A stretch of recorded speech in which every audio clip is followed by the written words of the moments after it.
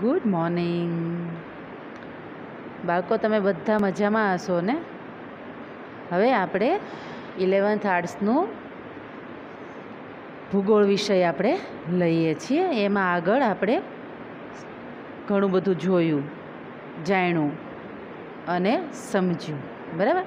હવે આપણે જોઈએ કે ભાઈ જુદા જુદા વ્યક્તિઓ થઈ ગયા કે એણે કયા કયા ગ્રહોની શોધ કરી, કયા કયા નિયમો બહાર પાડ્યા છે. એમાં આપણા ભારતના સારા એવા એ સમયના કહી શકાય એવા ઋષિમુનિ ગણો કે વૈજ્ઞાનિકો ગણો કે કોઈ સારો વ્યક્તિ ગણો, એ બધા ખૂબ જ સારું કાર્ય છે એ એણે પોતાનું ભૂમિકા સરસ રીતે બજાવી અને ભૂગોળને આગળ ધપાવવામાં, ભૂગોળની અંદર નવીનતા લાવવામાં વિશ્વને ઘણો બધો ફાળો છે એ આપેલો છે. એ આપણે આગળ જોયું. હવે આપણે જોઈએ 18મી સદીમાં વિશ્વના મહાન મુસાફરોએ નવા જળમાર્ગની શોધ કરી. નવા જળમાર્ગની શોધ ક્યારે થઈ? ટીક કરજો બચ્ચા. અને બાળકો, આ વખતે તમારો જે ટેસ્ટ આવશે ને દીકરા, એ 25 માર્કના MCQની ટેસ્ટ હશે. બરાબર. એટલે લીટી લીટી વાંચી અને MCQ જાતે બનાવજો. મેં અંડરલાઇન કરાવી છે એ બધું, કે જેમાંથી તમને આના આન્સર છે એ મળી જાય. બરાબર. તો કે ભાઈ 18મી સદીમાં વિશ્વના મહાન મુસાફરોએ નવા જળમાર્ગની શોધ કરી. બરાબર. તો આપણે જોઈએ છીએ કે પહેલાંના સમયની અંદર શું હતું કે વિજ્ઞાન અને ટેકનોલોજી નહોતા, એટલે દેશને બીજા દેશ વિશે કોઈ જાણ જ નહોતી.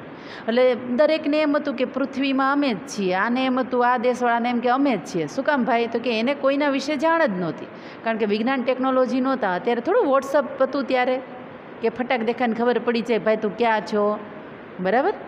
પણ એ સમયની અંદર જાણવા માટે ઘણા એવા વ્યક્તિઓએ કૂચ કરી, જળમાર્ગે કૂચ કરી, ત્યારે ખબર પડી કે ભાઈ ખાલી આવડી એવી દુનિયા નથી, દુનિયા તો વિશાળ છે. બરાબર.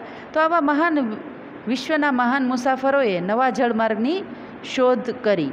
તેઓએ પૃથ્વીના ભૌતિક સ્વરૂપ, દેશોના વિભિન્ન સ્થળો, મહાસાગરો તથા વિશ્વના દેશોના લોકજીવનની માહિતી આપી. પછી, કારણ કે એ તો સ્વાભાવિક છે કે તમે MS લખાણી કન્યા વિદ્યાલયની અંદર આવ્યા પહેલી વાર ફર્સ્ટ, તો તમને ખબર પડે કે MS લખાણી કન્યા વિદ્યાલયમાં શું નવીનતા છે, કેટલો સ્ટાફ છે, કેટલું ક્વોલિફાઈડ સ્ટાફ છે, કયા સ્ટાફનો કેવો મિજાજ છે, કોની કેવી સ્ટાઇલ છે, ભણાવવાની સ્ટાઇલ કઈ છે. બરાબર ને? એ નજીક જાય તો આપણને એના વિશેની માહિતી મળે છે. એમને તો તમે ખાલી નામ સાંભળ્યું હોય કે સરદાર પટેલની અંદર MS લખાણી કન્યા વિદ્યાલય છે, પણ તમે એની નજીક આવ્યા તો તમને એના વિશેની ઊંડાણપૂર્વકની માહિતી પ્રાપ્ત થઈ. એમ આ લોકો પણ જળમાર્ગની શોધ કર્યા પછી જે કન્ટ્રી, જે શોધાણા જે દેશો, એની એ દેશના વિભિન્ન સ્થળો જુદા જુદા. બરાબર.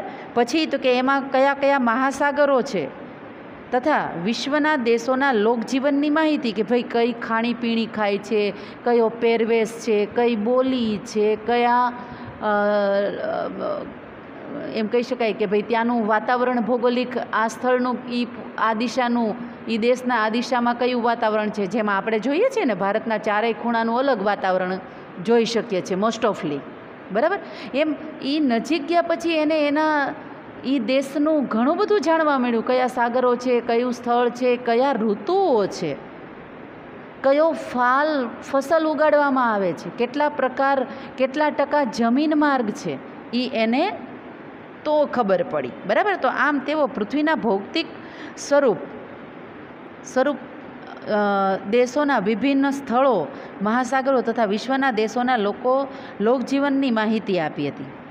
બરાબર. કે કઈ રીતના પદ્ધતિ છે દેશનું સંચાલન કઈ રીતે ચાલે છે, કઈ પદ્ધતિથી સંચાલન ચાલે છે, એ એને જાણ થઈ. જર્મનીના એવી હમ્બોલ્ટ, ટીક કરજો દીકરા, જર્મનીના એવી હમ્બોલ્ટ, કાર્લ રિટર, ઇમેન્યુએલ કાન્ટ અને ફ્રેડરિક રેડઝેલ વગેરે મહાન ભૂગોળવેતાઓએ ભૂગોળના વિષય વસ્તુ અંગે વિચારો પ્રસ્થાપિત કર્યા હતા. કે એકચ્યુઅલી ભૂગોળ શું છે, વોટ ઇઝ ધ ભૂગોળ. બરાબર. એ આ બધા સારા એવા વ્યક્તિઓએ ઘણા બધા એક્સપેરિમેન્ટ કર્યા, ભૂગોળના દરેક તત્વને જાણવાની કોશિશ કરી, ભૂગોળના દરેક પાસાને જાણવાની કોશિશ કરી, દરેક દેશના જુદા જુદા સ્થળોને જાણવાની કોશિશ કરી, અને ત્યારે જઈ અને ભૂગોળ વિશેની માહિતી મળી. આખા વિશ્વનું પરિભ્રમણ કર્યું એમ કહી શકાય આપણે. તો આપણને ખબર પડે ને કે આ પાસું અહીંયા છે, આ પાસું અહીંયા છે. એમ સમય લાગ્યો, નો ડાઉટ, પણ છતાંય તે નવું જાણવાની વિષય વસ્તુ અંગે વિચારો પ્રસ્થાપિત કર્યા અને આધુનિક ભૂગોળનું સ્વરૂપ યુરોપ ખંડમાં તૈયાર થયું. આ અંડરલાઇન કરજો દીકરા, આધુનિક ભૂગોળનું સ્વરૂપ કયા ખંડમાં તૈયાર કર્યું? બરાબર દીકરા? તો આ તમે યુરોપ ખંડમાં તૈયાર કર્યું. આ MCQમાં પૂછી શકાય છે. બરાબર? તૈયાર થયું છે. શું છે કે ભાઈ અત્યારનું જે ભૂગોળની પરિસ્થિતિ જાણવા માટે કઈ જગ્યાએ એનું સ્વરૂપ તૈયાર કર્યું? તો કે ભાઈ યુરોપ ખંડ છે ને એની અંદર ઘણા બધા કન્ટ્રીઝ છે, અને એકદમ જોરદાર આર્થિક દ્રષ્ટિએ અને વિજ્ઞાન અને ટેકનોલોજીના દ્રષ્ટિએ તમે જુઓ તો એ સદ્ધર દેશ છે. તો ત્યાં સારા એવા પ્રમાણમાં એની ભૂગોળનું આધુનિક સ્વરૂપ ત્યાં તૈયાર થયું. બરાબર? જેમાં પ્રાકૃતિક તત્વોને પ્રાધાન્ય આપ્યું. પ્રકૃતિ વગર તો માનવ અસ્તિત્વ શું, પૃથ્વી અસ્તિત્વ એ પોસિબલ નથી. એટલે એની અંદર કોને પ્રાધાન્યતા આપવામાં આવ્યું ભાઈ? બરાબર? તો કે ભાઈ આધુનિક ભૂગોળમાં પ્રાકૃતિક તત્વને પ્રાધાન્યતા આપવામાં આવી. અંડરલાઇન કરજો. બરાબર? કોને? તો કે ભાઈ પ્રાકૃતિક તત્વને પ્રાધાન્યતા આપ્યું. બરાબર? પ્રાધાન્યતા અપાયું. 20મી સદીમાં પૃથ્વીના ભૂપૃષ્ઠના અભ્યાસ પદ્ધતિસર તથા ક્ષેત્રીય એટલે કે પ્રાદેશિક એવા બે દ્રષ્ટિકોણથી થવા લાગ્યો. શું છે કે ભાઈ 20મી સદીમાં પૃથ્વીના ભૂપૃષ્ઠનો અભ્યાસ પદ્ધતિસર તથા ક્ષેત્રીય એટલે કે જુદા જુદા એરિયામાં પ્રદેશ વાઇઝ થવા લાગ્યો. અને એના ઉપરથી ખબર પડે કે ભૂગોળ શું છે, એના તત્વો શું છે, એની અંદર શું નવીનતા છે, કયા પાસાઓ છે, કઈ ઋતુઓ છે, એ બધું જોઈ શકાય છે. બરાબર? તો આ રીતે એ ભૂપૃષ્ઠનો અભ્યાસ પદ્ધતિસર તથા ક્ષેત્રીય એટલે કે પ્રાદેશિક એવા બે દ્રષ્ટિકોણથી, આ ટીક કરજો કે ભૂગોળનો અભ્યાસ કેટલા દ્રષ્ટિકોણથી થયો? તો કે ભાઈ ભૂગોળનો અભ્યાસ એવા બે દ્રષ્ટિકોણથી થવા લાગ્યો. બરાબર? હવે ઈસવીસન 1950 સુધીમાં માનવીને સમજાઈ ગયું કે પૃથ્વી પરના પ્રાકૃતિક સંસાધનો એ સજીવ સૃષ્ટિનો સંપૂર્ણ આધાર છે. બહુ સરસ છે. જોયું તમે કે ભાઈ 1950 સુધીમાં માનવીને સમજાઈ ગયું. ત્યાં સુધી હજી પ્રકૃતિના પાસા વિશે એને એટલી બધી માહિતી નહોતી, કારણ કે જેમ જેમ સમયગાળો પસાર થતો ગયો એમ એમ આધુનિક ભૂગોળની રચના તૈયાર થતી ગઈ, એની ડેફિનેશન તૈયાર થતી ગઈ, અને એના આધારે વિજ્ઞાન ટેકનોલોજીએ આમાં સહાય કરી. અને એટલે 1950 સુધીમાં માનવીને એ સમજાઈ ગયું. શું? તો કે ભાઈ એનો દ્રષ્ટિકોણથી થવા લાગ્યો. બરાબર? એવા બે દ્રષ્ટિકોણ થવા લાગ્યા. ઈસવીસન 1950 સુધીમાં માનવીને સમજાઈ ગયું કે પૃથ્વી પરના પ્રાકૃતિક સંસાધનો એ સજીવ સૃષ્ટિનો સંપૂર્ણ આધાર છે. હવે તમે બતાવો, આપણે એક પણ આપણું પાસું આપણું ખુદનું હોય તો, આપણું ખાવું, પીવું, રહેવું, શ્વાસ લેવો, પૃથ્વીના પેટાળની અંદરના ખનિજોનો ઉપયોગ કરવો, પછી તો કે ઉદ્યોગ ધંધાનો કાચો માલ, આ બધું જ આપણે એના ઉપર ડિપેન્ડ્સ છીએ, પ્રકૃતિ ઉપર ડિપેન્ડ્સ છીએ. જંગલો છે, વાતાવરણ છે, સમુદ્ર છે, નદીઓ છે, ઝરણાઓ છે, એ બધું જ પ્રકૃતિને આધીન છે. એટલે માનવીને હજુ અત્યારે માનવી ભૂલી ગયો છે કે આપણે સંપૂર્ણ પ્રકૃતિ ઉપર ડિપેન્ડ્સ છીએ, અને અત્યારે ભૂલી ગયો છે. એટલે પ્રકૃતિનો નાશ કરવા લાગ્યો છે, અને પ્રકૃતિએ ખૂબ તમાચા ખાધા, ખૂબ ખાધા. પણ અત્યારે આપણે જોઈએ છીએ કે હવે પ્રકૃતિ માનવીને તમાચા મારી રહ્યું છે. બદલાતું જીવન ધોરણ, બદલાતી ફેસિલિટી, બદલાતા વિચારો, બદલાતા ખાણપાણ, બદલાતા જુદી જુદી પદ્ધતિઓ, જુદા જુદા ગેજેટ્સ, બધા આ બધાને કારણે આપણે જોઈ રહ્યા છીએ કે આપણે પ્રકૃતિથી અલિપ્ત થવા માંડ્યા છીએ, જ્યારે સંપૂર્ણ માનવ જીવન એ પ્રકૃતિ ઉપર ડિપેન્ડ્સ છે. બતાવો એક પણ પાછું મેં તમને કીધું એમાં કે જેમાં આપણે પ્રકૃતિથી અલગ હોઈએ. શ્વાસ લેવો પ્રકૃતિને આધારે, પાણી પ્રકૃતિને આધારે, ઝાડ પાન, જંગલ, નદી, ઝરણા, પૃથ્વીનું પેટાળમાંથી ખનિજો, બધું જ પ્રકૃતિને આધારે છે. પણ છતાંય તે માનવી ભૂલી ગયો છે. જો માનવી બાળકો સમજે ને, પ્રકૃતિની અંદર જો માનવી મર્ચ થઈ જાય ને અને પ્રકૃતિને જો નુકસાની ન પહોંચાડે ને, તો માનવીને એક પણ મુશ્કેલીનો સામનો કરવો નથી પડે એમ. પણ આપણે ચાલતા જઈએ અને પ્રકૃતિને ઠેબે ઉડાડતા જઈએ છીએ. કારણ કે માનવી એવું વિચારે છે કે પૃથ્વી ઉપર જો કોઈ નવું હોય, નવું સંશોધન કરતું હોય, નવા જે પણ એક્સપેરિમેન્ટ છે, નવું જે પણ પાસા છે, એ બધાય માનવ થ્રુ છે. પણ તમે વિચાર કરો, જે પણ નવા સંશોધન છે એની અંદર પ્રકૃતિ ઇન્વોલ્વ છે. ઓબ્વિયસલી ધીસ ઇઝ ફેક્ટ છે જ. પણ માનવીની પોતાની આવડત અને કલાકૃતિ જ જોવે છે. પ્રકૃતિની આવડત અને કલાકૃતિ એની અંદર કેટલું ઇન્વોલ્વમેન્ટ છે એના એક્સપેરિમેન્ટમાં, એણે જે પણ નવીન સંશોધન કર્યા છે એની અંદર, એ અત્યારે ભૂલી ગયો છે. અને એટલા માટે આપણે જોઈએ છીએ કે પ્રકૃતિ આપણાથી અત્યારે નારાજ થઈ છે. બરાબર? એટલે માનવી સંપૂર્ણ રીતે પ્રકૃતિના સંસાધનો એ સજીવ સૃષ્ટિનો સંપૂર્ણ આધાર છે. જો ખાસ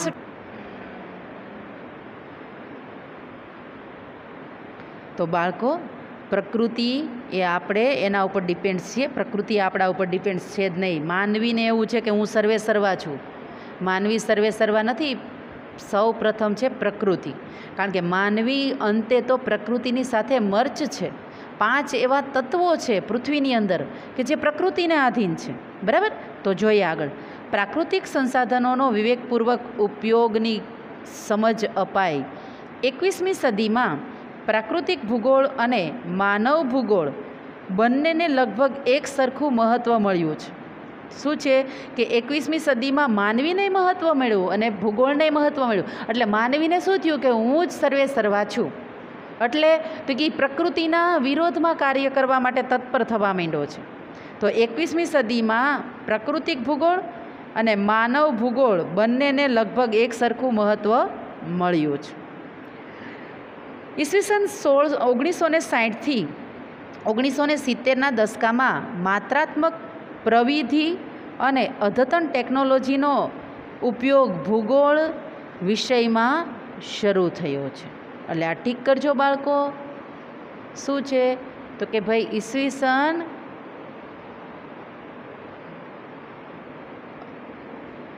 1960થી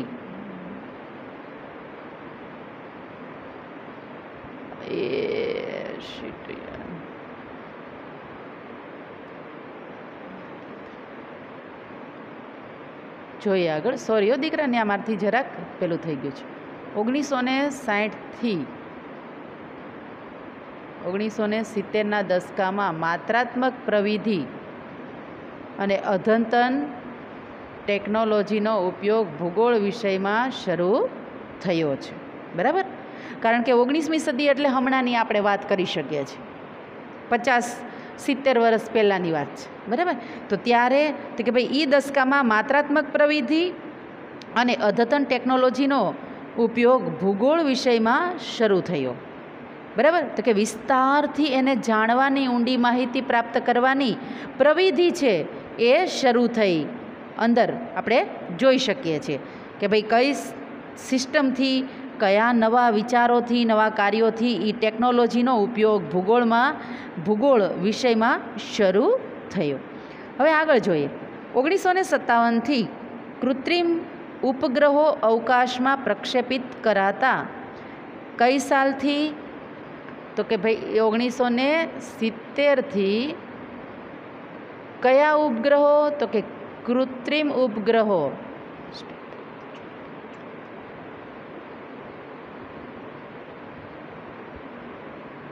બરાબર. તો ત્યારે વાતાવરણની અંદર આપણે જોઈએ તો તાપમાન એટલું બધું હાઈ નહોતું જેટલું અત્યારે થયું છે, બરાબર. એટલે લિમિટેશનમાં થતું કાર્ય, સંશોધન તો થતા જ હતા, બરાબર. પણ કેવા સંશોધનો કે પ્રકૃતિને નુકસાની પહોંચાડે એવા સંશોધન નહોતા. જ્યારે અત્યારે હરણફાળ ભરી રહ્યો છે માનવી, કોમ્પિટિશન ચાલે છે, મારું નામ, મેં આ કર્યું, અને એના કારણે અત્યારે આપણે જોઈએ છીએ કે આપણા બધાની હાલત અત્યારે કેવી છે. લાઈવ તમે બધા જ જોવો છો અને જાણો છો, બરાબર. તો આમ અદ્યતન ટેકનોલોજીનો ઉપયોગ ભૂગોળ વિષયમાં શરૂ થયો.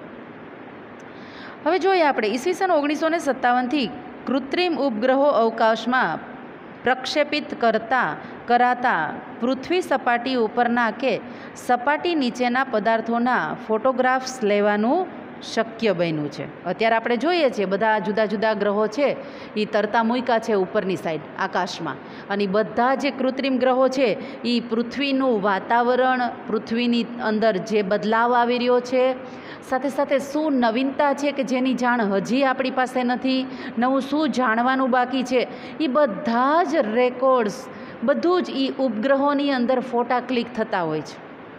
એટલે એ બધી સેટેલાઇટ બધું ઉપગ્રહો છે એ બધું જબરજસ્ત કામ છે એ કરે છે. એક પાસું સારું છે તો એના પાછા બીજા પાસા ખરાબ પણ જોઈ શકાય છે. જોઈએ આગળ. શક્ય બન્યું છે. પરિણામે ખનિજ ભંડારો અને જળ સ્ત્રોતોની જાણકારી સહજ બની, કારણ કે એના ફોટોગ્રાફી એવી છે કે પૃથ્વીના પેટાળની અંદર તે એટલે બધી હાઇટમાંથી ફોટો પાડી અને એ અંદર શું છે, કઈ પદ્ધતિ છે, એની અંદર કઈ નવીનતા છે, કયા કયા ખનિજો છે, કયા કયા વાયુઓ છે, એ બધું જ જાણી શક્યું છે. નતર બાળકો ખનિજો તો પૃથ્વી બની ત્યારથી હતા, તો ત્યારે કેમ ન ખબર પડી ભાઈ? તો હવે કેમ ખબર પડી? તો કે ભાઈ હવે આવું બધું ઘણું બધું ટેકનોલોજી છે, તો આ બધાના કાર્યને લીધે, આ ફોટોગ્રાફીઝને લીધે આપણે ખનિજ ભંડારો, જળ સ્ત્રોતોની જાણકારી સહજ બની છે. કૃત્રિમ ઉપગ્રહોના ઉપયોગથી ભૌગોલિક માહિતી તંત્ર, ભૂમાહિતી તંત્ર તથા ભૂસ્થિતિ તંત્ર તકનિક સુલભ બની છે, બરાબર. તો આ બધાને કારણે એ આપણને કયા કયા પોઈન્ટમાં સારી એવી બેનિફિટ્સ મળ્યા છે?